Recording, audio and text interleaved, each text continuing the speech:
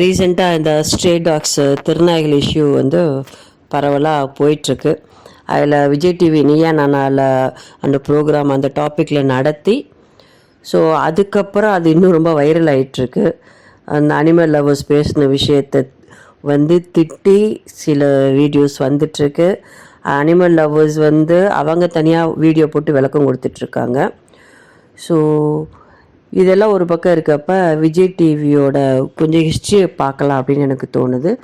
என்னை பொறுத்த வரைக்கும் விஜய் டிவியில் சில விஷயங்கள் வந்து ஸ்கேம் மாதிரி தெரியுது.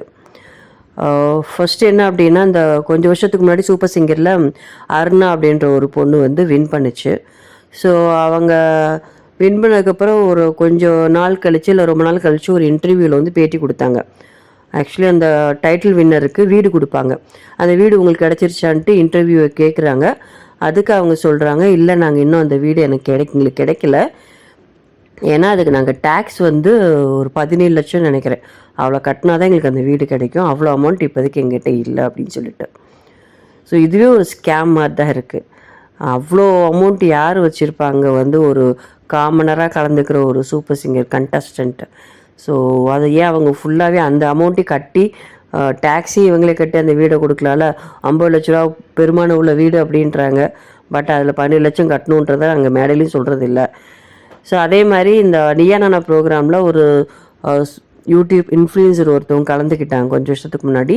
அவங்க ஒரு 10,000 or 20,000 வவுச்சர் வந்து அவங்களுக்கு வந்து இந்த பெஸ்ட்டாக பேசினவங்களுக்கு கொடுப்பாங்க இல்லையா, அதை வாங்கிட்டு வந்துட்டு அந்த பர்டிகுலர் ப்ராடக்ட் கடைக்கு போயிருந்துருக்காங்க. பட் அவங்க கொடுத்த அந்த வவுச்சருக்கு 10,000 or 15,000 வவுச்சருக்கு வந்து அங்கே பொருளே இல்லை.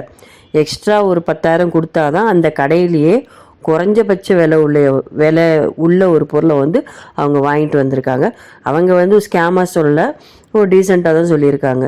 நான் என்ன கேட்குறேன் அப்படின்னா, ஏன் வவுச்சராக கொடுக்குறீங்க? அந்த கடையோட ப்ராடக்டே 10,000 10,000 பொருளை கொடுங்களே கிஃப்டாக. 20,000 20,000 பொருளை கொடுக்கலாமே. இவங்க வவுச்சரை கொடுத்துட்டு அந்த வவுச்சர் ஒன்றுக்காகாமல் தான் போகும்.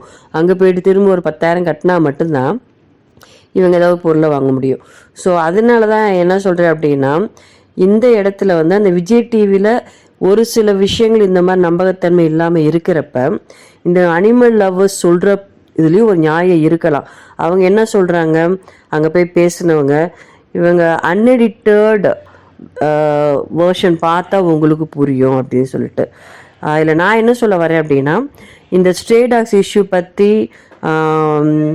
கோர்ட் ஜட்ஜ்மெண்ட் கொடுத்து வந்ததுக்கப்புறம் நிறைய அனிமல் லவ்வர்ஸ் தனிப்பட்ட முறையில் வீடியோ போட்டாங்க. இந்த மாதிரி தனிப்பட்ட முறையில் அவங்க அவுட் ஆஃப் இன்ட்ரெஸ்டில் அவங்க சேனலில் அவங்க சொந்தமாக ஸ்ட்ரே டாக்ஸ்க்கு சப்போர்ட் பண்ணி வீடியோ போட்டாங்கன்னா அதுக்கு அவங்க கம்ப்ளீட்டாக பொறுப்பாகலாம். ஸோ இவங்க பக்கம் என்ன நியாயம் இருக்குன்னு சொல்ல வரேன்னா, இவங்க ஒரு ஷோக்கு இவங்களை இன்வைட் பண்ணி பேச வச்சுருக்காங்க. அவங்க சில கேள்வியை கோபிநாத் சார் கேட்குறப்ப இவங்க அந்த மாதிரி பதில் தான் சொல்ல முடியும். ஸோ இந்த வீடியோ உங்களுக்கு பிடிச்சிருந்துச்சுன்னா லைக் பண்ணுங்கள், ஷேர் பண்ணுங்கள், சப்ஸ்கிரைப் பண்ணுங்கள், கமெண்ட் பண்ணுங்கள்.